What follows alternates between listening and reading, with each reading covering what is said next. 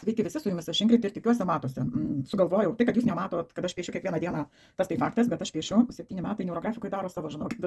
Taip, ir šiandien bus apie užtemimo koridorių, kuris prasidės nuo 7 iki 21 rugsėjo, pilnatis jaunas. Neurografai, prašom, vandens. Piešimo metu neužmiršti gerti ir tiesiog pasiplanuoti šiek tiek, papiešiu tą periodą. Ok, pažymėkim čia.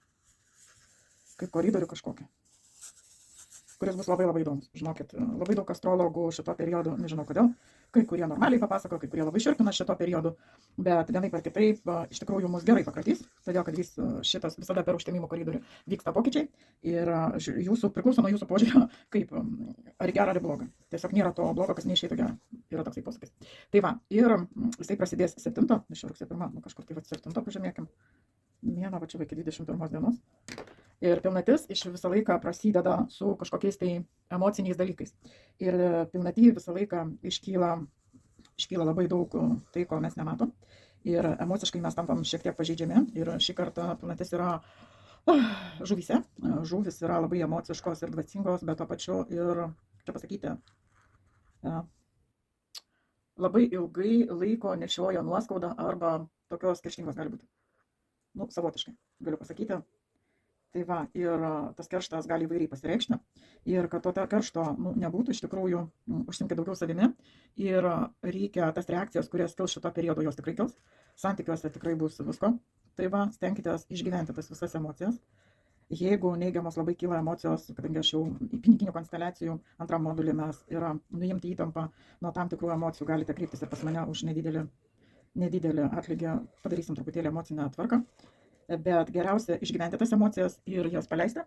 Ir tam, kuris jūs labai stipriai sutrigerino, vadinkim taip, išsakyti, nelaikyti, kad tos nuoskaudos nesikauptų, nes tos nuoskaudos gali kauptis ir bus ilgam fonas. Ir jos neleis jums į jūsų nuostabų gyvenimą. Taigi, su emociniu fonu labai atsargiai.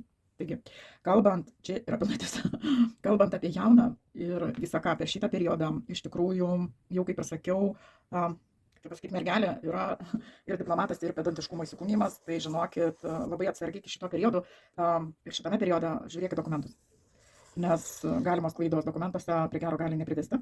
Tai va, tai pedantiškumas iš tikrųjų būtų gerai tikrinti, pertikrinti ir ypatingai dar be dokumentuose. Čia emocinis fonas, emocijos. O čia dokumentai. Ypač pasirašymai labai atsargiai su informacijos perdavimu. Sakau tiem, kurie, žinau, mano drauguose yra daug ranguotų, kaip sakau, žmonių, kurie užima tam tikras pareigas ir labai prašau, jeigu girdite, atsargiai, ypač rašytiniam formate, perdavimas informacijos pertikrinkite 2-3 kartus. Tai iš tikrųjų čia dėl informacijos. Ir prisimenat, aš jau kalbant į tietos, sakiau, kad diplomatija komunikacijoje turi labai didelį vaidmenį. Diplomatija.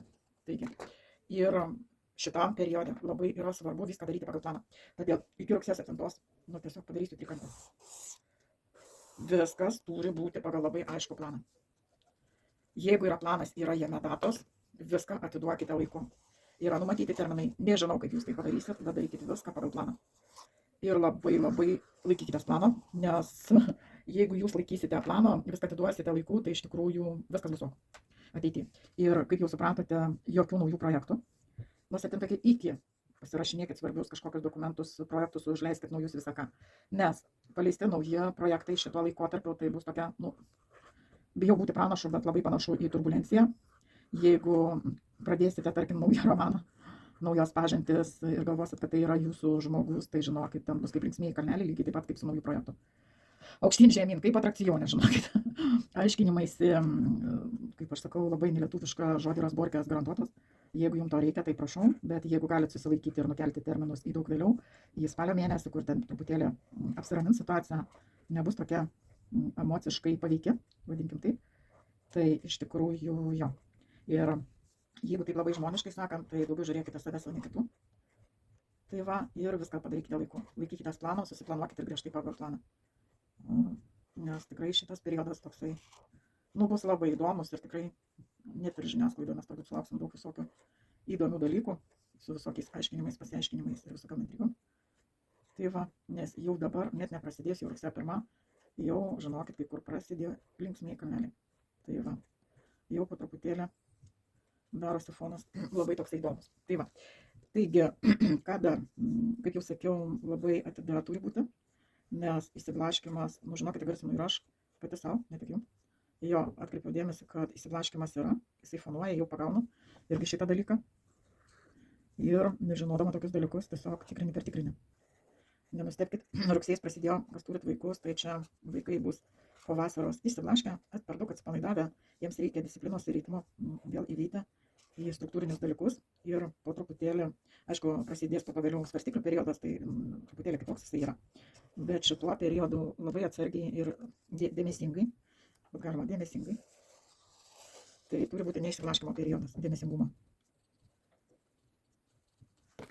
Taip ir jau jeigu suprato, tai svarbius sprendimus būtų geriau priminėti, atidėti tuos svarbesnius sprendimus kitam periodui.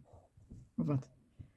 Nu ir ką dar, kaip aš mėgstu sakyti, tokia kažkada labai senai atrasta frazė, daugiau judesio, mažiau liūdesio, šitam periodui iš tikrųjų toksai turėtų būti kaip moto. Tai reiškia daugiau judėti fiziškai. Jeigu kalbant apie mergelės mėgsta judėti ir joms reikia pajudėti, būti aktyviem. Daugiau būti gryname ore ir pasimėgauti pasivaikščiojimu, vadinkim taip. Tai va. Ok, taigi aš dabar stabdau, kad suapvalinčiau viską, jeigu ką prisiminsiu, pasakysiu. Na, kadangi apvalinu ir man iškylo tam tikri dalykai, tai žinokit, aš jums pasidalinsiu. Kadangi antras modelis piniginių konsteliacijų ir čia nepradėti nieko naujo, tai iš tikrųjų dar kviečiu iki 7 užsirašyti į konsteliacijas iš anksto, kad neužsirašyti tuo periodu, kur jau tikrai prasidės vėl praktikos. Galite tas pirmo modulio 2 praktikas dar turėti konsteliacijas, su jomis pasižiūrėti, ten yra mano didesni pinigai ir yra apie nuėmimą pagrindinio bloko nuo pinigų. Yra dar tokia konsteliacija, tai jeigu norite, galite užsirašyti, tiesiog pasižymint.